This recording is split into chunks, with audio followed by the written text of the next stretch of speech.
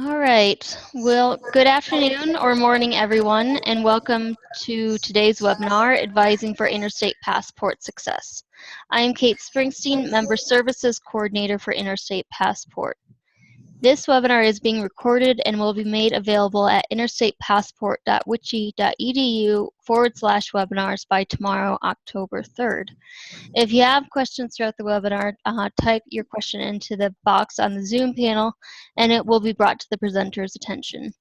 Following this webinar, I will be sending out an email with information on where to find a recording of this webinar, as well as a link to a survey, which we'd very much appreciate if you would fill out. I am delighted to introduce you to our presenters for today's webinar, DeAnn Johnson and Sherry Simkins.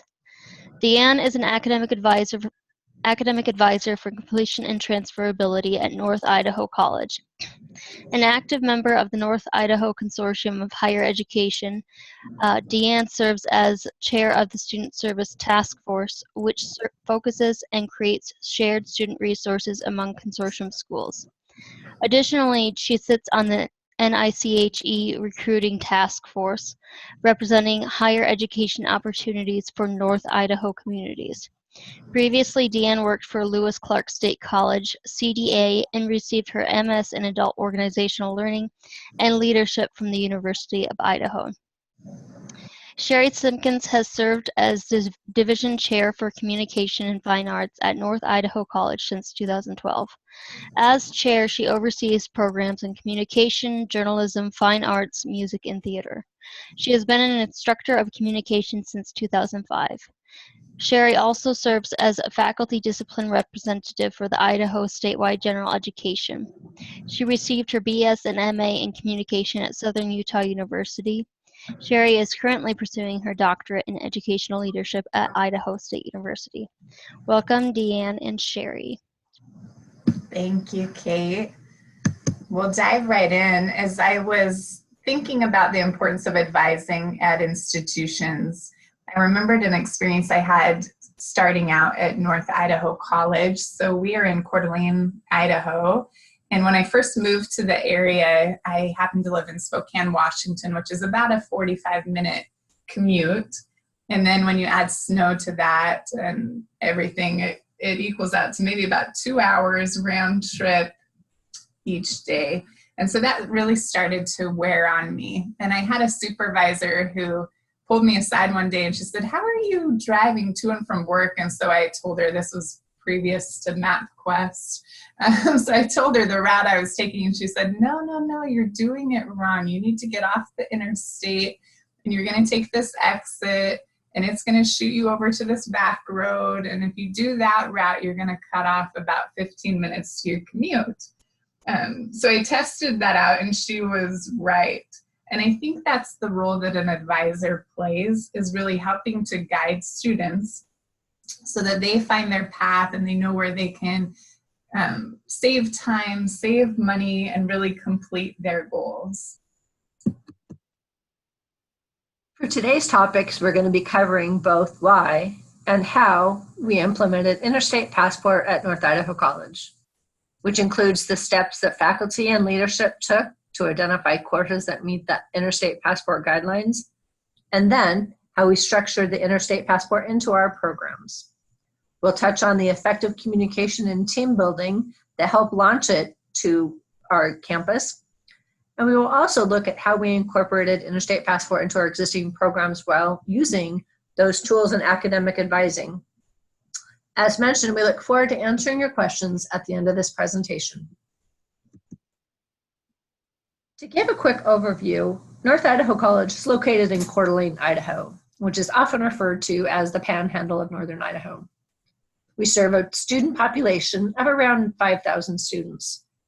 These students represent both career technical programs as well as transfer degrees. According to the recent available annual data report from the National Student Clearinghouse, as listed on the Interstate Passport website, in the state of Idaho, we had 719 students transfer to an out-of-state institution.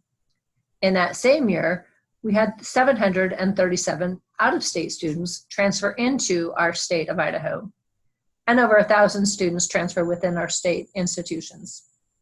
These numbers underscore the importance of the Interstate Passport and the importance of working together with this program. NIC joined the Interstate Passport in spring 2018. Prior to that, we were building our passport block, and we began awarding passports in fall 2018. And for our first year, we were able to award 168 passports. And we hope to continue to really refine our blocks so that we could open up more opportunities and award more passports. But right now, those are our numbers. North Idaho College, like many community colleges across the nation, serves a variety of students. We have our traditional students and our non-traditional students. We serve a large portion of dual credit high school students.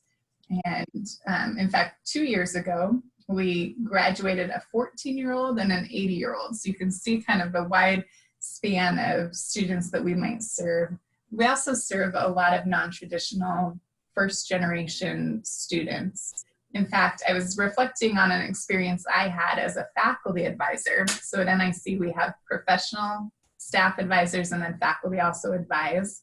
And I was meeting with a student one day who came in, and I was getting to know them, and I said, how many credits do you think you want to take this semester? And the student just looked at me and said, what's a credit?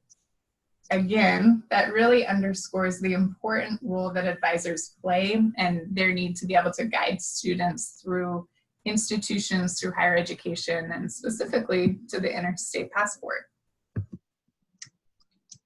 We started the Interstate Passport by developing our block, and this involved bringing together both staff and faculty. I think this was really key, that it wasn't just a faculty initiative, it wasn't just a staff initiative, but something where we really broke down the silos and worked together. So our initial team involved faculty, registrar, advising, and we sat down, we had several meetings where we really were able to ask questions of each other and really refine what the block should look like. And our main goal was really to align it to our current general education so that as students completed our general education, they could easily earn their passport as well. Having both advising and the registrar at the table were really key for us, as they could ask questions, provide input, and really guided the development. And I think as we'll talk a little bit more as we go along, that really helped create some ownership across campus. After we put our block together and joined the Interstate Passport, then it was really time to train a variety of people on campus. So we worked with training professional advisors, we trained faculty advisors, met with the dual credit office and high school counselors to make sure they were aware, because to me that was a really key population, knowing that high school students may not choose NIC, but they could at least complete their gen ed here and transfer to other institutions that would meet their goals. And then certainly meeting with our veterans advisor. The Interstate Passport for us came at a good time. It fit with a variety of initiatives that were already taking place at the institution. So from a statewide perspective, we had just completed gen ed reform, which then provided us an ability to link up the gen ed and the state competencies with the passport outcomes. We were engaging in developing guided pathways here at the institution. We were moving our catalog from a hard copy or a PDF on the website to a fully online integrated catalog. And then we also were developing a general education certificate so that as students completed gen ed, it could get marked on their transcript. So as you can see, the passport kind of fit nicely into those different areas.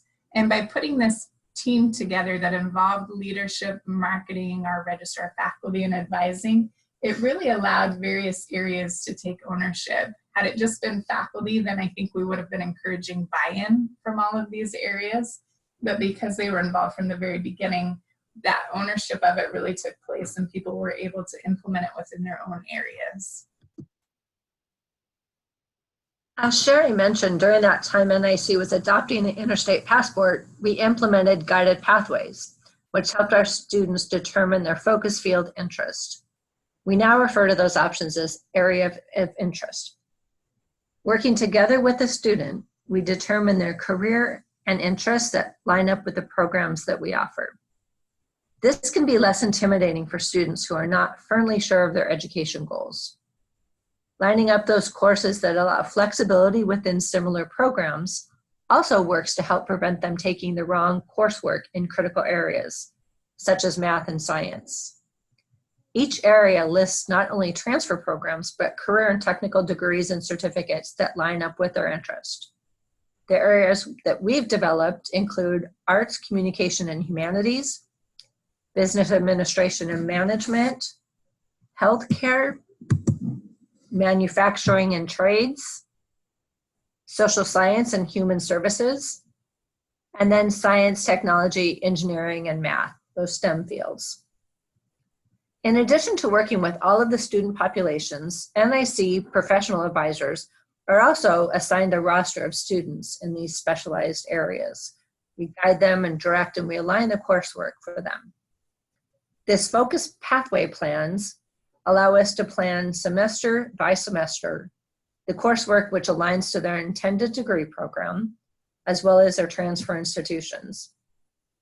As the students progress in their DECIDA program, they work with faculty advisors to continue that important conversation of transfer options. This advising model works really well as we listen to the students' career and educational goals. As students explore the transfer options, Interstate Passport is an effective tool that helps us ensure that the courses they take at North Idaho College will effectively transfer to their intended institution. This partnership approach works for the best interests of our students, and working together, we strive to save our students time, effort, and finances. It was important to us that we also incorporate Interstate Passport into our existing best practices. This promoted understanding and team buy-in. It also avoided just one more thing. Here's an example of an advising guide that we utilize in our advising office. NIC provides the guide for each of the programs that we offer. Utilizing this existing advising guide, we were able to provide the nuanced details required to meet Interstate Passport program requirements with a familiar advising tool. As I had mentioned earlier, we were moving toward our fully online catalog, and we ended up in this kind of no man's land where we didn't have tools we could provide our advisors. And so because this is one they were familiar with, we implemented Interstate Passport into it to help make it really clear for advisors, but also students and parents and anyone trying to understand how the Interstate Passport might also fit into our regular general education. So in the state of Idaho, our general education courses are categorized as GEM 1, 2, GEM 3, GEM 4, and that's because we're the GEM state, so it's just a play on that. But this guide specifically helped to be able to align the various areas and to make it clear that most of the areas are exactly the same. So for instance, GEM 1 written communication is the same as our general education. GEM 2 is the same for oral communication. GEM 3 are the same courses. The scientific ways of knowing, that's an area where advisors and students needed really specific advice on what's going to fit. And at NIC, we struggled some with the specificity of the passport learning outcomes for natural science. So we have a more limited course set there. And something, as I mentioned earlier, we hope to continue to evaluate and see if we can expand. But then again, GEM 5 and GEM 6 are the same, and GEM 7 is mostly the same as well. One of the other keys that was important to note here and on our website and everywhere is that Interstate Passport requires a C or better for students, and so you'll notice that listed here on this guide. So really just a simple paper guide that could help serve the needs, particularly as we were moving to getting that online catalog up and running. So let me take a minute and show you how Interstate Passport was added to the online catalog. And this is an area that I think is really exciting. Other than me telling our catalog working group, hey, make sure Interstate Passport is in there, our registrar and the catalog group were able to really highlight the Interstate Passport. So as we move into the catalog, you can see the basic information along the right-hand side here, and I'm just going to scroll down. So tuition and fees, program offerings. Sherry, I think that you'll need to switch your screen real quick. It's not, we're still seeing PowerPoint. Okay.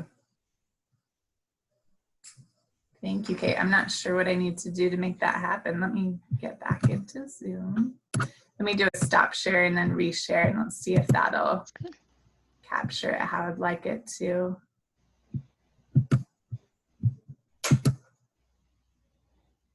Is that showing it, Kate? It is, yep. Okay, perfect.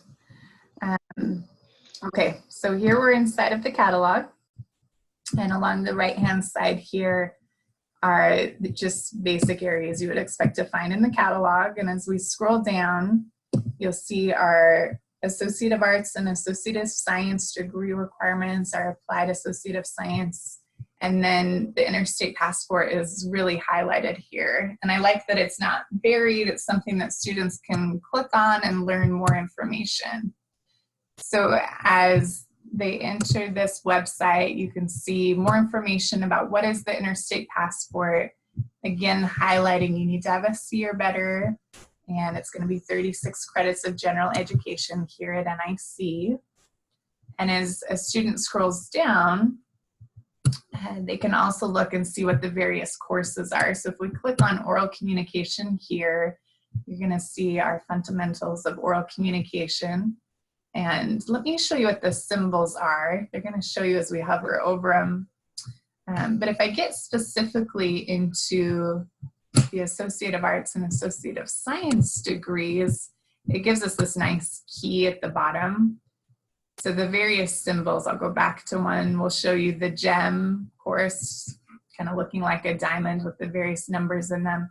And then the passport, which is more of the, if you were actually getting a physical passport to go to a different country. And then you'll also notice gateway and milestone things that might pop up, and those really are connected to guided pathways. So again, trying to kind of combine all of these initiatives that we're working on. So if we go back into oral communication, you see the GEM, and you see that it's also a passport course. If we click on the course description, again, you'll see passport highlighted. You'll see that it's a general education course. Let me show you an area that I mentioned is a little bit different for NIC, and that would be in the scientific ways of knowing. So not all of these courses have the passport symbol connected to them. So again, trying to help students identify visually what's going to count for the passport block. So let me see if I can switch back over to where you can see this as well. All right, are you back with us still at communication? We are seeing the course catalog right now. Okay.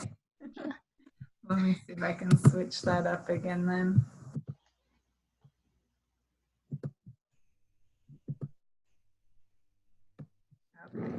There it is. All right, well, this is a great slide to really tie how North Idaho College worked with Interstate Passport team. They provided us institutional autonomy to implement this program on our campus, while they also provided us professional leadership and resources. We just shared examples of how we employed NIC resources to provide important material, as well as the accurate details of the interstate information for students. Using the existing and familiar tools brought confidence and lessened the required training for our staff and advisors.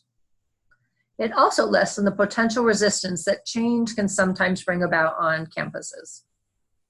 The Interstate Passport approach to working with different areas of campus, the registrar, marketing, advising, and faculty, allowed for each of the team to take ownership in the initiative. Departments were able to train and track, report, and share success stories. Sherry Simkins leads our NIC team as well as represents the state of Idaho. The Interstate Passport team continues to provide professional training and resources for our continued success. We encourage you to check out their website for additional resources to incorporate into your campus programs as well. So as we can see, it's really important that advising plays a key role in the Interstate Passport. And for us at North Idaho College, that was really important to be able to connect with advising and faculty.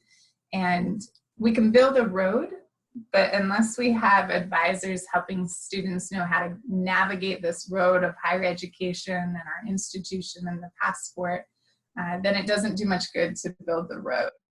So through connecting advising and utilizing our institutional tools, we can effectively guide students onto the right roads that will meet their educational goals. With that, are there any questions out there? Thanks, Sherry and DeAnn. We do have some questions right now, and if you have questions, please submit them to the box on the Zoom panel, and I'll relay them on to Sherry and DeAnn. One of the questions that we have is asking about the challenges that you faced in the development stages of Interstate Passport. Okay. I think I feel like we faced a couple of challenges. One of those, as I mentioned, is we just come off of state gen ed reform, which was a really big undertaking here on campus. So many faculty were tired, as many other people that participated in that on campus. And so one of our challenges was really to find ways to make alignment smooth and easy and not burden everybody. So really selecting key people that had energy to continue. So to me, that was one of the big challenges. The other challenge then, we really wanted our block and our general education to be exactly the same. And they're close, but they're not exact. And at some point we had to say, okay, let's go with what we've got. And then, as I mentioned, continue to see how we can refine and how it would impact students. You know, something that we made really good use of on the campus too, as we started training staff and faculty, we identified people that were going to be the experts in these areas so they could remain a go-to point, a touch base point. So the stress and the challenge that we might have had of making sure everybody was on board and on point was lessened a bit because we had someone that could pop in and say, hey, remind me on this. Great. That kind of leads into a follow-up question. Do you have any advice for how you deal with turnover in some of these positions? Well, what I think has really been effective, because we did implement it in so many tools across the campus, is that it didn't just fall on one person's shoulders. We continue to get support from the Interstate Passport team. We've got strong leadership institutional support, so it's not just going to go away. Again, Sherry's leading the charge in our area. And we've spread it out enough that I don't think that turnover is going to affect it in the same way it might had we just had a couple of people that were championing the initiative. Mm-hmm. And that's what I was thinking. I think incorporating it into the catalog so that it's really visible and simple to understand could also help with that turnover, because the passport could be as complex or as simple as you make it. And I think if you can align it to your gen ed, keep it really simple, spread the word widely, and then incorporate it into various tools such as a catalog. It doesn't take as much care and feeding as you might think at that point. Great, thanks. And you mentioned there were some differences between Idaho's GEM and the Passport Learning Outcomes, especially in that sciences area. Could you guys go into this a bit more and how those differences were resolved? Sure, absolutely. We started in the science area trying to align our state competencies for science to the passport learning outcomes. And the faculty didn't feel like there was direct alignment. The passport ones are really specific, and some of the more descriptive ones, I think, if you look at all the passport learning outcomes. And I think some of that maybe is even the nature of science faculty, that they want things to be concrete and specific. And so as we tried to align those, we didn't find direct match. So we then moved to aligning to course outcomes, which meant some courses met certain passport outcomes and other courses felt like they met other outcomes. One of the other pieces that was really tricky for us is the need to have both a life and a physical science. So the state of Idaho requires students take 2 science courses in 2 different disciplines, but it doesn't specify a life and a science. So we also then had to put that into the puzzle. So as we analyzed what courses met which outcomes and life and physical science, it gave us a reduced list. In having more conversations with faculty that participated in developing the science outcomes, they seem to think that maybe we're interpreting them too strictly. And so I'm re-engaging our science faculty through the science division chair to see if we can interpret them more similarly to maybe other institutions that have put their passport blocks together. And in that way, I think we'll find more entry-level science courses, because some of the choices we've made probably aren't the choices that your average student would select in the science area. DeAnn, is there anything you want to add to that? Well said. Okay. All right. Well, thanks, DeAnn and Sherry. Those are all the questions that we have. As I mentioned at the beginning of this webinar, I'll be sending out a follow-up email with a link to this recording, as well as a link to a survey that we'd very much appreciate if you'd fill out. If you have further questions, please feel free to either reach out to me or DeAnn and Sherry, and we will follow up. So thank you everyone for attending this webinar, and I hope you have a wonderful day.